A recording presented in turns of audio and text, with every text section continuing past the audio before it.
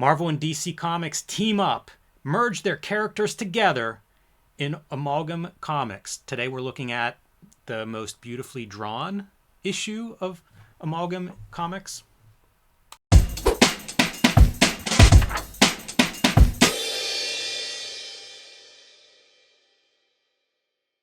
Hello and welcome to your favorite YouTube channel, Cartoonist Kayfabe. My name is Jim Rugg. I'm Ed Piscor.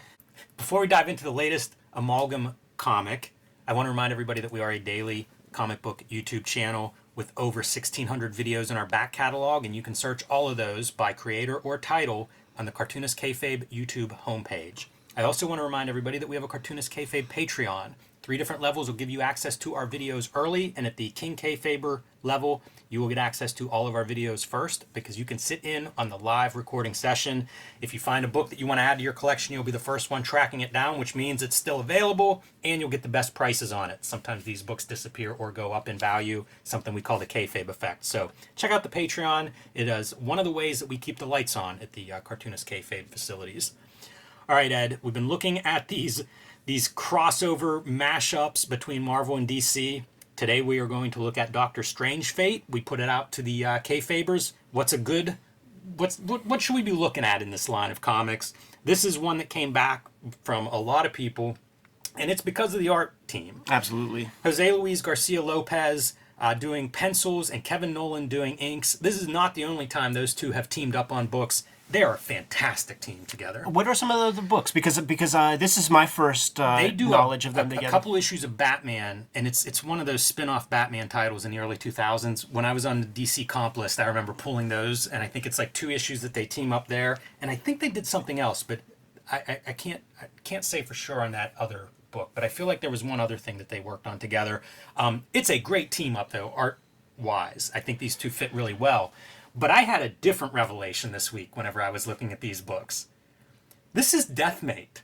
This is Deathmate done by Marvel and DC with their characters. Totally. It's exactly what they did with Valiant and Image, where they took their characters and they mashed them together.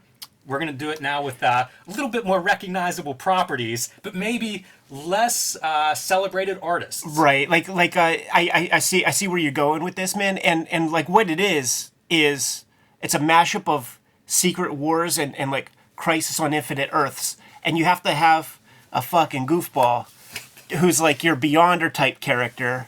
And for those playing at home, if you looked at our Wizard number 63 episode, Jimmy cut a heck of a promo because they're really trying to push this character hard. His name is Access, which so weak. To be fair, a lot of bad names in comics in the 90s and probably of course, other decades. This is written by Ron Morris too. So the unfortunate thing about this Doctor Strange Fate is that, you know, Ron Morris sold the editors on some sort of idea, or because he's the guy writing this shit. So he's going into business for himself, getting his fucking Access character over with probably the best art team in all these Amalgam books, and that's fucking sad. It was a bummer because like just imagine what they would do if, for instance, if this was a Doctor Strange Fate comic where you have Doctor Strange Fate doing some shit. That's fair. This video is brought to you by the comics that we make. Ed Piscor's Switchblade Shorties is now running as a daily comic strip on Instagram, Webtoons, Facebook, wherever you find your comics. Look for Switchblade Shorties. Ed also has Hip Hop Family Tree, the Omnibus, out in stores everywhere now, collecting all of the Hip Hop Family Tree strips, along with 150 extra pages, and available in diminishing quantities. So pick that one up if you haven't added it to your shelf. The next Red Room collection, Crypto Killers, is now out in stores. Completely self-contained, so if you haven't read Red Room before, Crypto Killers, perfect place to start. And X-Men Grand Design, the trilogy trade paperback, collecting all of the X-Men Grand Design in one trade paperback volume. My Grand Design, Hulk Grand Design, is coming to the trade paperback format, and you can pre-order this one now. The Hulk Grand Design Treasury out of print, so if your store still has a copy and you don't, pick it up. But if you missed it, there's a trade paperback coming. I've been self-publishing lately. True Crime Funnies, my nonfiction collection, BW celebrating the black and white indie comics of the 80s and 90s, and the 1986 zine celebrating the greatest year in comics history are available at jimrugg.com or patreon.com/jimrugg. And my latest books, Street Angel Princess of Poverty and Street Angel Deadliest Girl Alive, collecting all of my Homeless Ninja on a Skateboard superhero comics in 2 handsome volumes from Image Comics. And now back to our video. Yeah, there's a lot of supporting characters, as we will see. One more word on our access. He's no Void/Solar. Right. I mean, and you know, the Beyonder wasn't much to write home about. No. So, like, I'm get not the defending any of these. Yeah, get out of here, man. All right, well, let's dive into it and see what this is all about. Although, let me criticize the coloring on the cover first and say, if your character's blue, I don't know about a purple background. Right. That's not exactly how you pop your character. But those proportions, like the thing about the tandem, you could start flipping, because it's all apropos. Jose Luis Garcia Lopez, who has the most sound fundamentals when it comes to drawing people from any angle you want, and it's super solid. But he also, he got mad work in the merchandising department because it's not stylized. It's invisible kind of stuff. Like, comic book heads know that, okay, this is Jose's work. So then you get a stylist like Kevin Nolan over top of that. And it's such a fascinating pairing. It is. And I have books that Nolan finishes where it's like you have no idea who the penciler was. Right. It's a Kevin Nolan book Right. if he's doing a finish. Here, these two really meld together. They can become something else. And I think that is indicative of probably they're on a similar wavelength when it comes to how to build figures or, how these characters should look or something. Because I think they fit together really well. They complement each other very well. Yeah, agreed. Again, the colorist, I have questions, though, because you see like a double lighting effect available on these, but we're not really getting it. It's green on this side, and it's still green on this side, and I feel like you're missing some drama, and certainly a lot of brown everywhere. So this is 1996, I believe, and that is a time whenever that computer color, we're going to get a lot of browns and grays. We're really trying to expand our 144 color palette to accommodate the real world. And if you would sample color from like photographs, because that was early days of computer, I would fool around with that. I think a lot of people did. These are the kind of colors you would get, like this awful brownish gray color. And you think like, but I've got a photo of a sewer that I'm referencing, and maybe a sewer should be brown, but it was disappointing to me. And you're kind of in it at this point. Right. You'd also get Nolan sometimes with color books would be part of the finishing. And that would be exciting.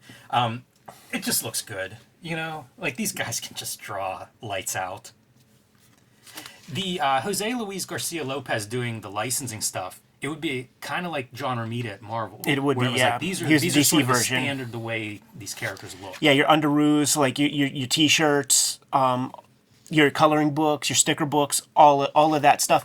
And, like, looking at this, I don't know his entire kind of bibliography. But, like, reading this comic, I was thinking, like, well, at least Kevin Nolan, he did, like, Jack B. Quick, and, like, had some good support with writers in his day. But I don't know that you could say that for Jose. There was Atari Force, and that's popcorn. We looked at Batman Hulk, and that's Len Wein. And Len Wein just comes from comics. It's just potboiler, comic book, Stan Lee wannabe stuff. So, like, I don't know that he doesn't have the masterpiece comic because he's never had the support of, like, a good writer. As far as I've read, like, put something in the comments. What's the great Jose Luis Garcia Lopez comic that is supported with a writer who can fucking string a couple of scenes together. I want to say he did this miniseries called Cinder and Ash, which is more regular people, but like an adventure kind of story. Yeah. I think that was the name of it. I may be confusing that with another one. But it's great because you see him drawing like kind of the natural world, but in dynamic ways. He can just draw everything. Look at this. By the way, Matt Hollingsworth on color, and for all my brown complaints in the sewer, look how good it pops whenever he now brings some saturated colors for our main character. It really delivers, like, to me, that's a superhero color job there where, like, the reds and the blues really jump out of that muted background. And this could be a bleeding edge period for Hollingsworth because, he's part of the great collaboration of Clem Robbins, Steve Dillon, Garth Ennis on Preacher. Like, the best Preacher issues are colored by Hollingsworth. And then he really came into his own, like, with, I think he's the colorist on that David Aja. Yeah, I think that's true. Hawkeye comics. And like, that's very celebrated. He really helped out a lot on that. He's credited as colors and separations, and I make a deal of that because like we've been looking at books from this Right. time period, 95, 96, 94, and often you would see like a traditional colorist, and then you would see the digital coloring house often that would be filling that role, and eventually that becomes one and the same person. So he's an early guy that's doing, I think, digital coloring. This is making sense to me because I've seen color guides for what do you call it, for Preacher. So he's doing practical stuff on paper. This can be one of those situations where, let me see it in print. It looks great on the monitor. Yeah. Okay, I'm going to adjust some things moving forward. These hands are spectacular. Spectacular hands, that classic view that like you remove the color, you could imagine like that 70s DC, Green Lantern Corps kind of imagery. Man, I'd like to talk to Kevin Nolan at some point in a shoot interview because I talked to him at shows, and it's interesting, like, he's done a lot of this kind of finishing or inking and has some real opinions on it, and I feel like when you see this was an artist he enjoyed working over top of. 1,000%, because none of these faces have Nolan to them. This one has a tiny bit. It does a little. I think it's the mouth, maybe, or something. Yeah, I see it in the eyes. What is it? But so many of them don't, because Yes. like on anybody else, a face that was like this clear in view, he would have taken care of with that. But like everything that I know about Jose's work, I think one of the things that Nolan's bringing to the table is black placement.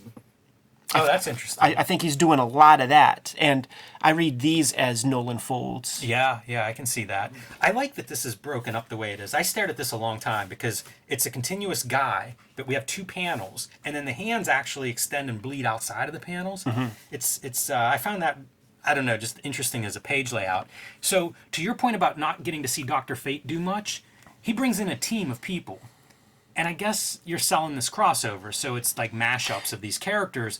But Doctor Strange Fate looks really cool. Like it would be good to see him actually getting to, front and center a little bit more, rather than having your team doing all this stuff. Yeah, it's what really fucking sucks about this comic is that we looked at that Super Soldier joint with Mark Waid, Dave Gibbons, and it's like tongue in cheek. You do your whole bit, you have a crazy adventure, and you're out. The writer ties this into that DC Marvel thing. So he's in business for himself at the risk of letting these artists like really, really shine. They have to make hay with garbage, and like if anybody else drew this, we would never talk about this comic ever in a million years. You just know it because you know that they wouldn't be inspired to like choose the right angles or anything like that. He's so good with the cape. Yeah. I'm surprised McFarlane didn't try to poach him to do some kind of a Spawn something with the cape, because that's a really good cape. I was lingering here to talk about staging and blocking. I watched a video on Steven Spielberg's Raiders of the Lost Ark, and it really was interesting to kind of like see, like, this could be two panels, right? You have two different sets of actions going on here, and yet he's making it all one. Yeah. And I feel like that's really thoughtful in your panel composition, to have a lot going on without any confusion over how much or what is happening. Making use of the real estate. Yes. Yeah. And again, it's a veteran guy who's good at his job, is kind of what we're praising. But in the 90s, that stood out. Wasn't always the case. I'm surprised by the volume of characters that they're trying to get over in a bunch of one-shots. It makes sense to me that you have a Hulk. What is Skulk? Who's he crossed? I don't even know who he's matched up with. It's Solomon Grundy, probably. Yeah, okay, that makes sense. Look at him like all in shadows and stuff. Looks pretty good there. This piece was really fucking dope, dude. Yeah. With all the kind of iconography. I mean, like, this is a great. Like, I feel like, the internet should embrace this image as like Illuminati meme kind of thing. Replace the lettering and make it some sort of, because you got the eye, you got the pharaohs and stuff. Like, I feel like you got Moloch, the owl god, or something right there. You got everything you need for a good Bohemian Grove, fucking Illuminati image. Thor's hammer. It's kind of neat. He's got a bunch of like Avengers stuff in his trophy case. Boy, the tower that he lives in too, I think that's an improvement. Marvel DC should have been fighting over who gets to keep this as their guy's lair. When you see this, I mean, it makes you think of the cover for Batman Hulk, like the way he builds that face. That is his Incredible Hulk face, Jose's. Yeah, it's such a contrast between here's our Bruce Banner as like calm, vertical, nothing happening, to limbs flaring out and motion. Good stuff. More of the Nolan folds. This is a pretty good transition panel too. I like this a lot of going underground. Yeah, You there get was down to street level. there was an essay I was putting together over some time where it was about storytelling going downwards in panels, and it would be these long, narrow ones, and that would definitely be an addition to that. I don't know if I've ever done a panel like that, and there's so many good examples of it. Like Miller did tons of it in Daredevil and stuff, and Yeah, it's awesome if you actually use it. You know, I think it was a it's gimmick not easy. sometimes, Yeah, it's but whenever it's used well, it's amazing. Jaime could do it in a real fascinating way, and would do it in different ways, like every time he would do it. But it's not. It takes a lot of thought. You don't accidentally get there. So our team's trying to get access, trying to pin him down, coming from both angles now at this point. I am yawning, but I'm loving this artwork. This is amazing. I love him cutting into the shadows in the alley. Almost Mignola-esque in terms of like the black spotting, you know, like you round that corner and there's no street light there. And like Solomon Grundy, Hulk, that's makes sense to me. But now we're getting into like Guy Gardner and shit. Yeah, I don't even know who these people are. Like who you're trying to mash up. Scarlet Witch and somebody. But Yeah, maybe Zatanna. yeah, that would probably make sense, and especially with like your That stalking. like props to you for getting the Scarlet Witch part, because like The names, What- it's something witch. I see. White Witch, I think, might be her name. But I'm reading a caption from page, from the intro panel. look at that, man. It was still a music industry in '96. Yeah, you used to see a lot of those ads. This is just something to look at. Great composition here. Yeah, I think that's that's pretty cool, man. A little inset circle panel using the Dr. Fate emblem. I would be impressed when people would do this with like their shading, you know, so the under part is Yes. black on the top of the Yeah. circle, and then it switches to the outside on the bottom half. Yeah, when we were looking at that X-Men 4, there was the motorcycle and the headlight. Jim Lee and Scott Williams, they had that in there. I think that's a cool panel composition. Very weird. Classic. Yeah. Like I use that composition a lot. I use it like three times very recently. Like twice. There Back it is. to back. And that's kind of a crazy hand. That is a weird hand. I'm not sure about some of that. Yeah, and because Jose's such a badass, but like that's like the weirdest hand he ever drew. Yeah, it's odd. This kind of makes me curious about Dr. Fate, because I've heard people recommend there's a Keith Giffen Dr. Fate miniseries, Yeah. and then there's a Walt Simonson, like that DC premiere, whatever the one-shot Yeah, issues are. he just draws it. It might be like Andy Helfer or like Marty Pasco or like one of those guys does the writing on it. Everything is like a classic kind of pose. And it's a great mashup. It makes sense. That's a really good face, too, for like strain. Right. I love that shading in the forehead. And once again, like Nolan and Garcia, like Jose, they do create a different entity together, but it's not a cancellation of each other's works, you know, because that happens. You know, there was the Ken Landgraf George Perez team up that just becomes very Right. placid. That was either a Wolverine comic or a Hulk comic. Now this was a little bit of wonk to me in terms of like because like he's jumping out of a window, but like there's a way to draw that Right. more dynamically and to make it feel like there's some more stakes to it. Yes, it does not feel like he's many, many stories up, Right. falling to his presumed death there. Yeah, that's It's interesting. a good drawing, but like see, this is like when you get into like the storytelling of comics, like a good drawing doesn't matter for the like there's a way, and you know I know the mindset of what it is, because like what he drew is tougher than what the better composition would be to get that story across, and that is something that cartoonists fight, because you feel like you got to bleed and you got to give it your all to the audience and stuff. And I think like what he drew here was more challenging and tougher to draw, but it was like the least effective way to convey that moment. This has to be a created by committee character, right? Gotta be. Because it's so generic. Right. And it's the one that like, okay, so like we both we're just gonna cancel him out at the end of this thing. So don't put all of your best effort into it. Yeah. I get mad at this ad. You know, Right. I've complained about ads, and it's like, your big thing has nothing to do with Jaws, so the biggest thing on the page should not be that. It should be Right. Marvel DC. But I look at it and I think, like, the way to do it is Marvel or DC up here, big versus Marvel or DC down here, and I bet you they were like, nah, we want to be at the top. Right. Right? It's top billing. It's like, that's a thing people would fight over, stars would fight over in the in movie posters. Right. Like even in the having it in their contracts. And then we take off the helmet and the reveal is Charles Xavier. Yawn. What the heck? Like, Ron Mars is probably jerking off all over the place, super stoked that we're going to have this big reveal. It makes me wonder, like, what are the like the JLXs? Is Xavier not a part of that? Yeah, it's a good question. So there you go. Lot of eye candy, not a ton of story, and I think that's probably true of all of these. Jimmy, do you have Lobo the Duck? Because that's the one that came in as like the close second. Strange Fate was the number one because of the artwork, and everybody was like, "Dude, the story is fucking shit. Like, don't be too harsh on that Ron Mars guy. He can't help it." But Lobo the Duck was the one that was mentioned second. I do have Lobo the Duck. I have all of them. Yeah. So we can do any one you want. Amazon's going to come up sooner or later by my choice, if nothing else, because it's Byrne and Terry Austin. Yeah. And I'm curious to see Terry Austin reunite. I mean, what is this? 12 years or something between those guys? I don't know. They may have worked together on something that I'm not aware of, but, you know, that's an all-star team, so it's kind of cool to see them get back together. That would be the other one that I would probably pull for. I've heard good things about Spider-Boy, although I wonder if there's two Spider-Boys. There is.